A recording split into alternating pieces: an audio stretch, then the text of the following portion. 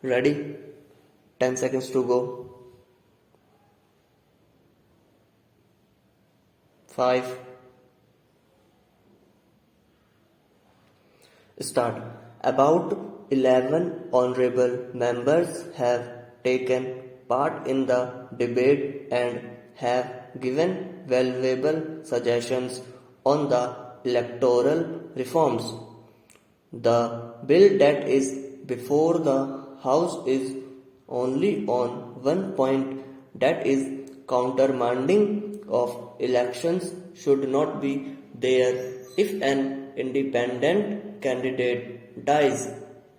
But taking this opportunity, almost all the members have expressed their views on the need for electoral reforms at an early date.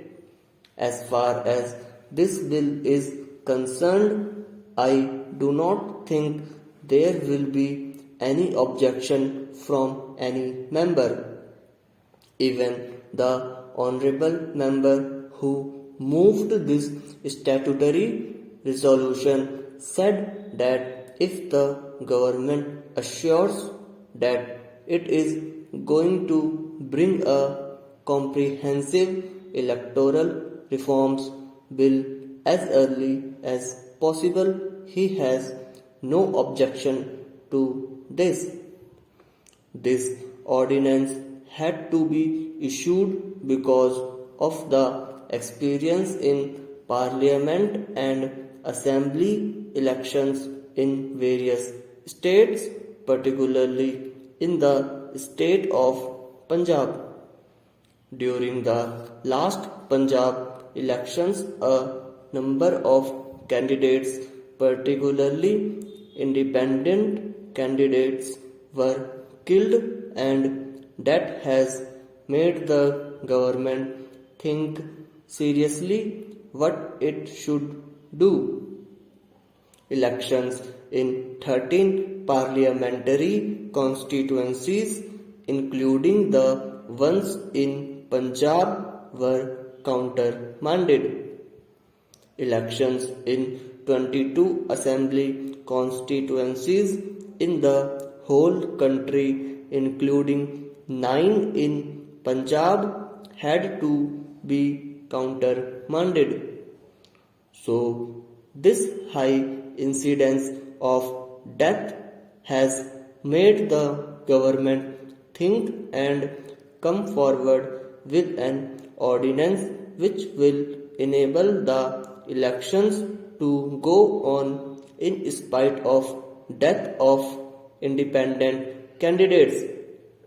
The effect of it you have seen in Punjab. This time the incidence of death was not so high. We were able to conduct the elections, and the government elected by the people of Punjab was resorted after a long time. I hope the House will agree unanimously as far as this part of it is concerned. About the electoral reforms, the government is also more serious. We have been making a lot of efforts. I will come forward with some of the suggestions later. But as the Honorable Member Dr. Jain has said, a lot of effort has gone into this thinking about the electoral reforms. The Prime Minister called a meeting of the leaders long back, and later on late Shri Dinesh Goswami, who was the Minister of Law, had constituted a committee under his chairmanship and made a deep study and had come forward with 2 or 3 bills. Three bills are also pending in the Parliament. We could not proceed with them. Regarding delimitations of the constituencies, we have introduced a bill recently.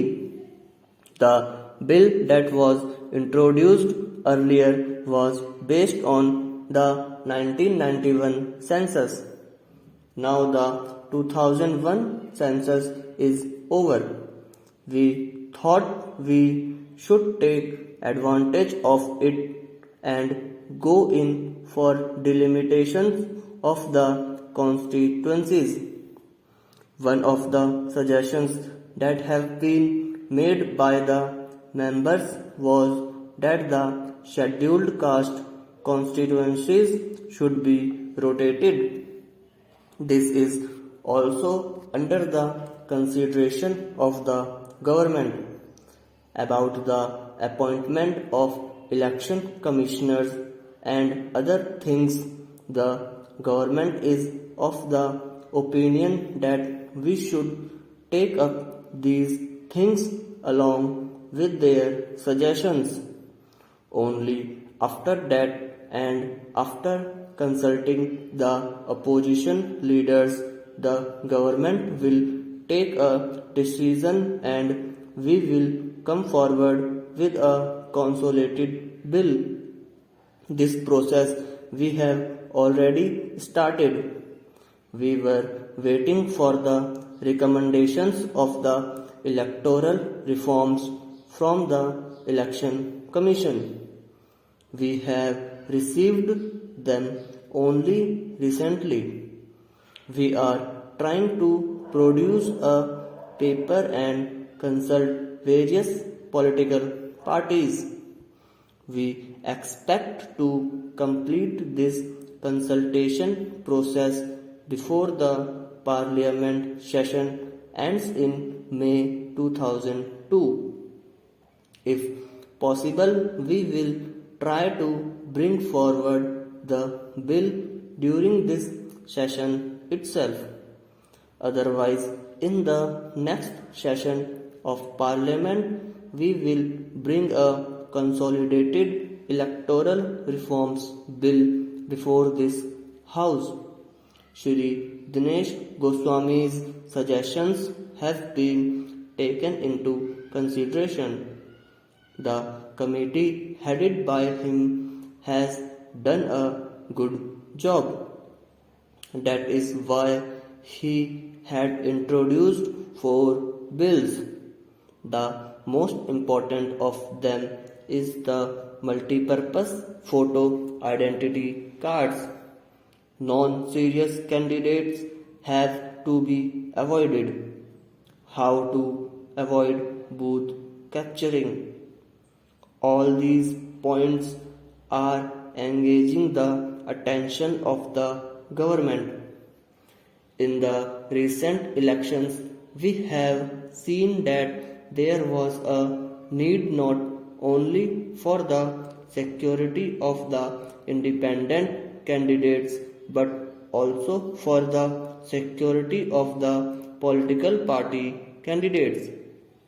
A number of candidates have filed their nominations.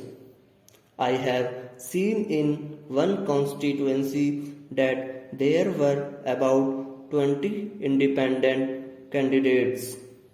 Accompanying 20 independent candidates were security personnel totaling 80 at the rate of 1 sub-inspector, 1 head constable and 2 constables. 20 candidates and 80 police personnel accompanying them looked like an army marching. What kind of an impression it will create on the voter? We should seriously think of avoiding these independent candidates. That is a very important point. We have many suggestions to this effect. Some honorable members have suggested that the deposit money may be raised. Raising the deposit money alone will not solve the problem. They also suggested that there must be 10 elected proposers for every non-serious independent candidate.